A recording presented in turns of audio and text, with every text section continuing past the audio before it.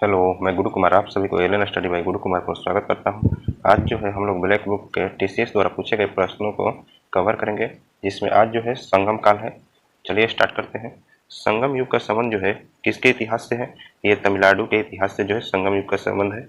अलवर संतों की उत्पत्ति किस आधुनिक राज्य से हुई है? ये तमिलनाडु से हुआ है। संगम युग के दौरान रोमन व्यापार का केंद्र जो है कहाँ था? ये अरिकमेडु था। ये मुसरी नहीं होगा, अरिकमेडु होगा। अरिकमेडु। चोल वंश की स्थापना किस शासक ने की थी? तो विजयालय चोल ने किया था। प्राचीन चोल साम्राज्य की राजधानी कहाँ थी? तो उरैयूर। चोल राजाओं का शासन कहाँ था? ये तमिलनाडु में था।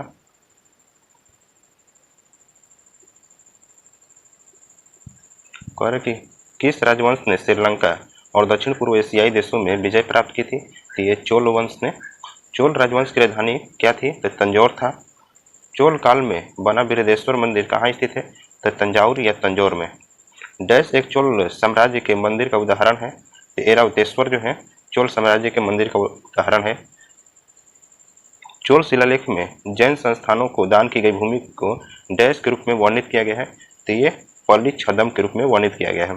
चोल प्रशासन के संदर्भ में वेटी शब्द का अर्थ क्या है? तो वेटी जो है एक कर था। आगे चलते हैं। कर के बृहदेश्वर मंदिर किसने बनवाया था? तो ये राजा राज चोल ने बनवाया था बृहदेश्वर मंदिर। अधिकांश चोल मंदिर डैश को समर्पित है? ये शिव को समर्पित है। गंगा को उत्तर से दक्षिण लाने वाला चोल राजा कौन था? तो ये राजेंद्र चोल था। दूसरी शताब्दी ईसा पूर्व में प्रिंस एलारा ने श्रीलंका पर विजय प्राप्त की थी। वह द्रविड़ शासक के किस राजवंश से जुड़े थे? कि वो चोल से जुड़े थे। कर किस चोल राजाओं ने सबसे पहले सिलोन यानी सिंघल पर विजय प्राप्त किया था? तो ये राजा राज प्रथम ने। अरब सागर में भारतीय नौसेना की सर्वोच्चता स्थापित करने वाला प्रथम भारतीय शासक कौन था? तो ये राजा राज प्रथम थे। पुहार शासक की स्थापना किस चोल राजा ने की थी? तो कारिकल ने किया था। उत्तर मेरु शिलालेख से किस प्रशासन के बारे में जानकारी मिलती है? ये चोल प्रशासन के बारे में जानकारी मिलती है। किसमें द्वितीय पांड्य साम्राज्य के भूमि माप का उल्लेख किया गया है? ये थलवईपुरम तांबे की थाली में। संगम साहित्य के संरक्षक कौन थे? तो ये पांडे थे। संगम साहित्य के संरक्षक जो है पांडे थे। कर शाही चोलों के तहत राजस्व प्रशासन के संबंध में शाला भोग शब्द का अर्थ क्या था? तो स्कूलों के भरण पोषण के लिए दान की गई जमीन थी। दक्षिण के चोल साम्राज्य का उदय कब हुआ था? तो ये 9वीं शताब्दी ईस्वी में हुआ था। चोल शिलालेखों में वर्णित भूमि की श्रेणी के अनुसार किसको ब्राह्मणों को दी गई भूमि के रूप में जाना जाता है? तो ये ब्रह्मदेव के रूप में जाना जाता है। किस राजा ने सम्मान की निशानी के रूप में अमीर जमींदारों को मुवेद वेलन अरर्य आदि उपाधि दी थी? तो चोल राजा ने।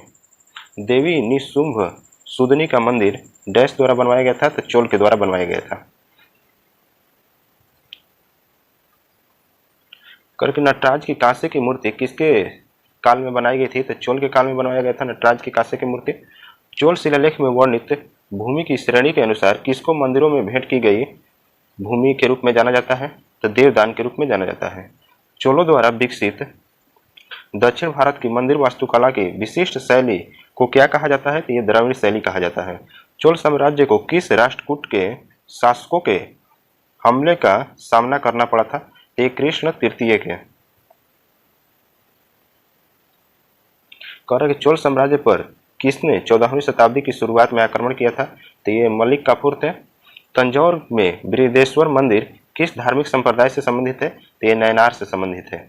संगम राज्य के चेर से किस शासक का संबंध नहीं था? तो नेडाउन का। ये ऑप्शन के अनुसार है। चोल राजवंश से उभरने वाला पहला महत्वपूर्ण शासक कौन था? तो राजा राज चोल था। राजेंद्र प्रथम किसका पुत्र था? ये राजा राज प्रथम का पुत्र था।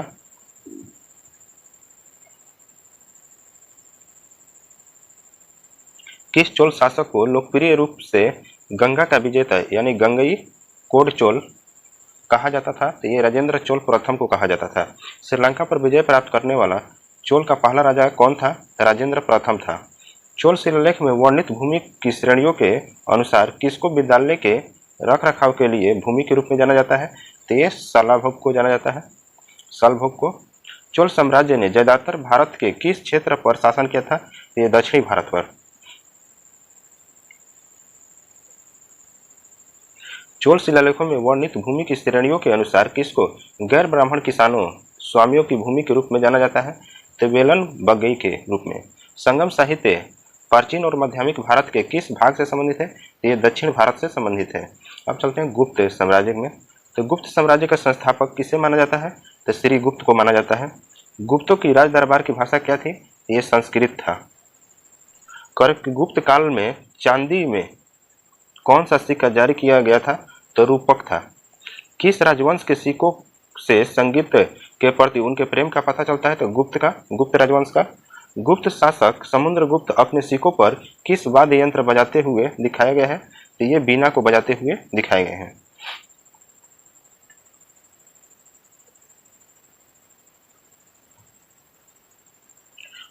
कि गुप्त काल में सर्वाधिक संख्या में सिक्के डैश में जारी किए गए थे। तो ये सोना का सिक्का जो है सर्वाधिक संख्या में जारी किए गए थे। किस राजवंश के शासन को भारतीय इतिहास का स्वर्ण काल कहा जाता है? तो गुप्त साम्राज्य को। अजंता की चित्रकारी किससे संबंधित है? तो ये गुप्त काल से संबंधित है। अजंता की गुफाओं का निर्माण डैश में हुआ था? तो ये गुप्त काल में हुआ था। गुप्त काल के चित्रकारी के सर्वोत्तम नमूने किस स्थान पर देखे जा सकते हैं? तो ये अजंता में देखे जा सकते हैं। गुप्त वंश क्यों प्रसिद्ध है? तो कला और वस्तु कला के लिए प्रसिद्ध है। चंद्रगुप्त प्रथम ने लिच्छवियों से किस शहर को दहेज के रूप में प्राप्त किया है? तो ये पाटलिपुत्र को। लिच्छवी दहित्र किसे कहा जाता है? तो चंद्रगुप्त प्रथम को कहा जाता है। गुप्त शक की स्थापना किसने की थी? तो ये चंद्रगुप्त प्रथम ने।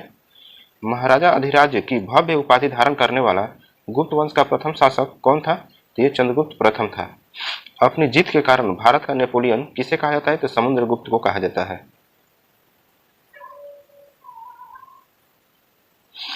किस स्तंभ शिलालेख में समुद्रगुप्त की उपाधि दर्ज है जिससे उसकी विजय के लिए भारत का नेपोलियन कहा जाता है? तो ये इलाहाबाद स्तंभ में है। इलाहाबाद स्तंभ शिलालेख की रचना किसने किया था? तो ये हरिसेन ने किया था। आर्यभट्ट, कालिदास, धन्वंतरी और बराहमिहिर के प्रसिद्ध नाम किस गुप्त सम्राट के दरबार में थे? ये चंद्रगुप्त द्वितीय के दरबार में थे। विक्रमादित्य की उपाधि धारण करने वाला गुप्त राजा कौन था? ये चंद्रगुप्त द्वितीय था। चीनी यात्री फाहियान किस गुप्त राजा के शासनकाल में भारत आया था? तो ये चंद्रगुप्त द्वितीय के शासनकाल में भारत आया था। तो कुतुब मीनार परिसर दिल्ली में जंगरोधी धातुओं के संयोजन से बने लोह स्तंभ की स्थापना किसने की थी? तो ये चंद्रगुप्त द्वितीय ने किया था। बराहमिहिर का पंच सिद्धांत किससे संबंधित है? तो ये खगोल विज्ञान से संबंधित है। गुप्त काल के एक महान खगोल शास्त्री और गणितज्ञ जिन्हें शून्य का आविष्कार किया था वो कौन थे? तो ये आर्यभट्ट थे। आयुर्वेद के चिकित्सकों द्वारा चिकित्सा के देवता के रूप में किसे सम्मानित किया गया है? तो ये धन्वंतरी के रूप में सम्मानित किया गया है। कौन सा साहित्यिक कार्य शास्त्रीय संस्कृत साहित्य से संबंधित है? तो ये मेघदूतम है। किस गुप्त राजा ने हूणों को भारत पर आक्रमण करने से रोका? ये स्कंदगुप्त ने। सबसे पुराना विश्वविद्यालय कौन सा है? ये नालंदा, जो भारत में भी स्थित है, वो सबसे पुराना में जो है नालंदा विश्वविद्यालय है। ऐसे पूछेगा तो आजादी से पहले वो तक्षशिला हो जाएगा। गुप्त काल के बाद कौन सा विश्वविद्यालय प्रसिद्ध हुआ? तो नालंदा विश्वविद्यालय। नालंदा विश्वविद्यालय भारत में किस राज्य में स्थित है? तो ये बिहार में स्थित है। पंचतंत्र की कहानियों का संकलन किसने किया था? तो ये विष्णु शर्मा ने पंचतंत्र की कहानियों का संकलन किए थे। डैश एक गुप्त शासक है? तो विक्रमादित्य जो है एक गुप्त शासक है।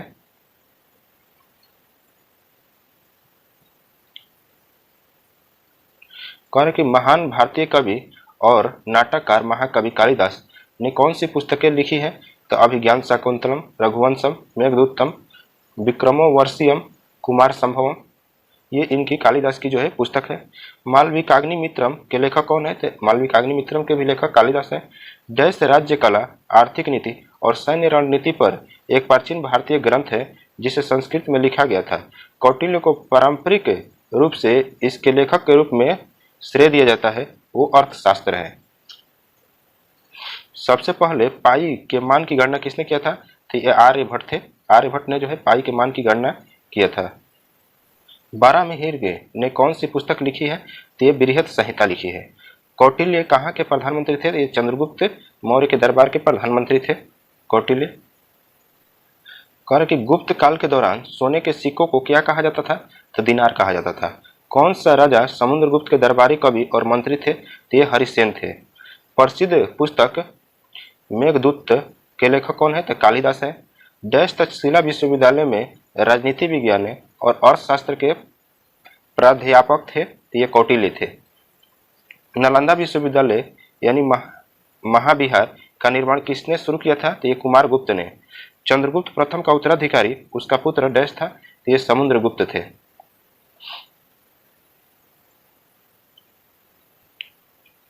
गुप्त वंश का अंतिम मान्यता प्राप्त राजा कौन था? तो ये विष्णुगुप्त थे।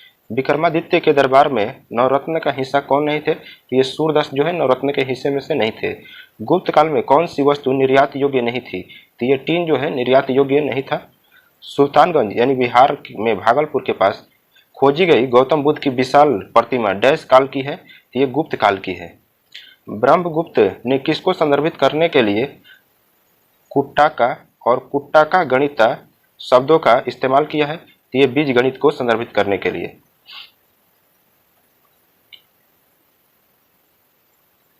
प्रसिद्ध गुप्त काल दशावतार मंदिर जिसे भारत में सबसे पहले पंचायतन मंदिरों में से एक के रूप में मान्यता प्राप्त है, कहाँ स्थित है? तो ये देवगढ़ में स्थित है। गुप्त शासकों ने डैश नामक एक जुर्माना लगाया जो हल के मालिकों द्वारा प्रत्येक किसान द्वारा भुगतान किया जाने वाला हल कर था, तो हली वाकर था। अब चलते हैं वर्धन वंश में। डैश अंतिम बौद्ध राजा जो एक महान संस्कृत विद्वान और लेखक थे, ये हर्षवर्धन थे।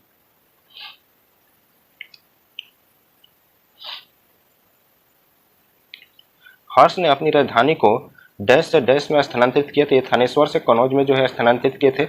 हर्ष चरित्र कनौज के शासक हर्षवर्धन की जीवनी है जिसकी रचना उनके दरबारी कवि डैश ने संस्कृत में की थी, तो बाणभट्ट ने किए थे। एक महान रोमानी नाटक कादम्बरी के लेखक कौन है? तो बाणभट्ट है कादम्बरी के लेखक।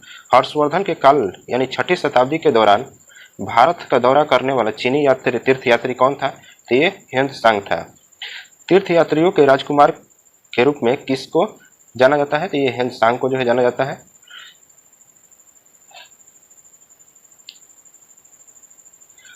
हर्ष द्वारा आयोजित कनौज सभा किसके सम्मान में आयोजित की गई थी? तो ये ह्वेन-त्सांग के सम्मान में आयोजित किया गया था।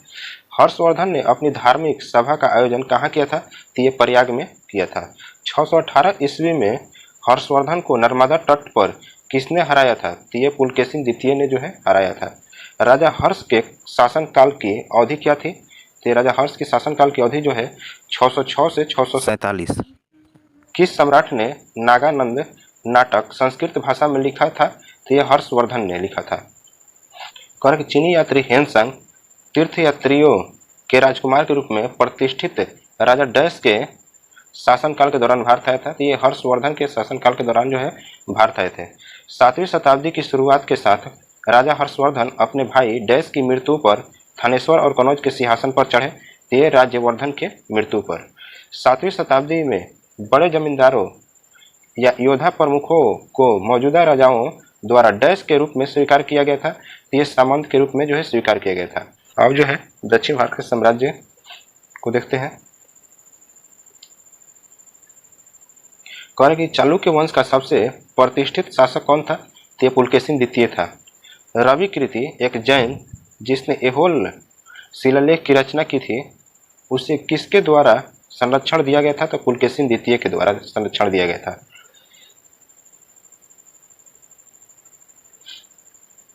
कर 738 ईस्वी में किसके द्वारा अरबों को पराजित किया गया था? तो ये चालुक्य के द्वारा। डैश ने दिलवाड़ा में चालुक्य मंदिर जैन मंदिर स्थित है, ये राजस्थान के माउंट आबू में स्थित है।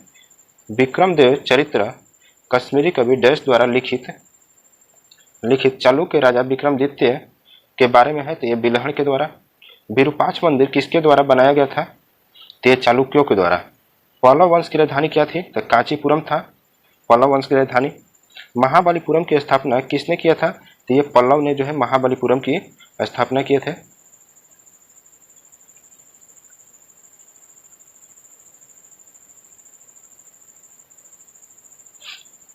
कह रहे कि किस पल्लव शासक के शासनकाल के दौरान पल्लव और चालुक्यों के बीच लंबे समय तक चलने वाला संघर्ष शुरू हुआ था? तो ये महेंद्र वर्मन प्रथम के शासन के दौरान। महान चालुक्य राजा पुलकेशिन द्वितीय को पराजित और मारने के बाद किस पल्लव राजाओं ने वातापी कोट की उपाधि धारण की थी? ये नरसिंह वर्मन प्रथम ने धारण किया था वातापी कोट की उपाधि। नरसिंह वर्मन प्रथम, जिसे ममला के नाम से भी जाना जाता है, ये डैश वंश का शासक था। तो ये पल्लव वंश के शासक थे। महाबलीपुरम में समुद्र किनारों का मंदिर किस पल्लव शासक के शासनकाल में बनाया गया था? तो ये नरसिंह वर्मन प्रथम के शासनकाल में बनवाया गया था। कह रहे कि कांची में प्रसिद्ध कैलाश मंदिर डैश द्वारा बनवाया गया था? तो ये नरसिंह वर्मन द्वितीय के द्वारा जो है बनवाया गया था। महाबलीपुरम के पंचरंथों का निर्माण किसके शासनकाल में हुआ था? तो ये पल्लव के शासनकाल में जो है हुआ था। महाबलीपुरम के 7 शिवालय किसके द्वारा संरक्षित कला के साक्षी है? तो ये पल्लव के। चालुक्य शासक पुलकेशिन की हर्षवर्धन पर विजय वर्ष क्या थी? तो 618 ईस्वी में हुआ था।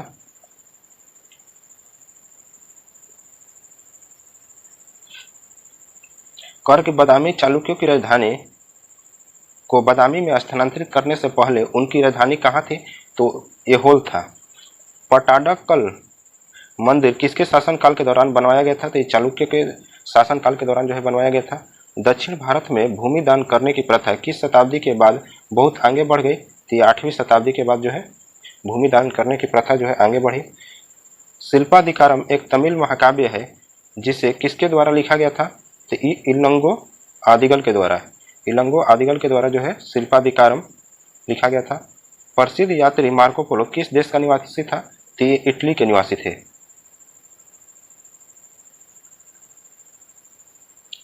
कर के हेमसांग ने किसके शासनकाल के दौरान पल्लवों की राजधानी कांचीपुरम का दौरा किया था? तो ये नरसिंह वर्मन प्रथम के शासनकाल के दौरान। चालुक्य वंश का संस्थापक कौन थे? तो पुलकेशिन प्रथम थे चालुक्य वंश के संस्थापक। बादामी किला 543 ईस्वी में चालुक्य वंश के डैश द्वारा निर्मित एक प्राचीन किला था। तो ये पुलकेशिन प्रथम के। महाबलीपुरम एक रथ मंदिर डैश का एक उदाहरण है? तो रॉक कट मंदिर का एक उदाहरण है।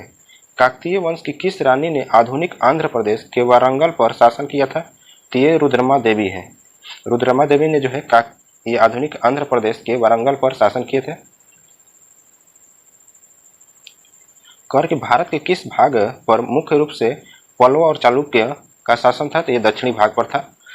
कर के दक्षिण भारत के किस वंश के शासक ने धर्मराज की उपाधि धारण की थी? तो पश्चिमी गंगा वंश के शासक ने। आज के लिए इतना ही। थैंक्स।